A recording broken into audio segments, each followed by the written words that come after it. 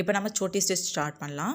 First மேலேருந்து கீழ் பக்கத்துலேருந்து ஸ்டார்ட் பண்ணணும். ஒவ்வொரு ஸ்டிச்சஸ்க்குமே நம்ம லாக் போட்டு தான் டர்ன் பண்ணணும்.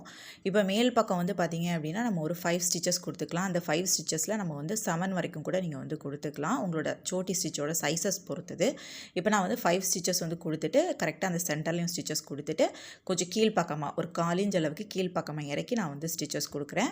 இனி அந்த கேப் வந்து பார்த்திங்கன்னா ஈக்குவலாக நமக்கு எண்டு வரைக்கும் அதே அளவு கேப்லேயே இருக்கணும். சரிங்களா? அந்த 1/4 இன்ச் அளவுக்கு அப்படியே தான் இருக்கணும்.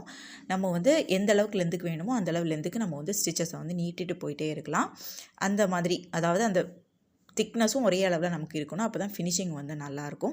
இப்போ நம்ம வந்து கீழ்ப்பக்கம் வந்து ஃபினிஷ் பண்ண போகிறோம் அப்படின்னா அந்த லென்த்தை வந்து கம்மி பண்ணிகிட்டே வரணும். எந்த இடத்துல நம்ம வந்து ஃபினிஷ் பண்ணுற போகிறோமோ அந்த இடத்துக்கு ஏற்ற மாதிரி நம்ம வந்து அந்த லென்த்தை வந்து கம்மி பண்ணிகிட்டே வந்து நம்ம வந்து ஸ்டிச்சஸை வந்து ஃபினிஷ் பண்ணணும். மெயினாக வந்து இதோட திக்னஸ் வந்து ஒரே அளவில் இருக்கணும். அந்த சைஸஸும் ஒரே அளவில் இருக்கணும். அப்போ தான் இந்த ஸ்டிச்சிங் வந்து பார்க்குறதுக்கு ரொம்பவே நீட்டாக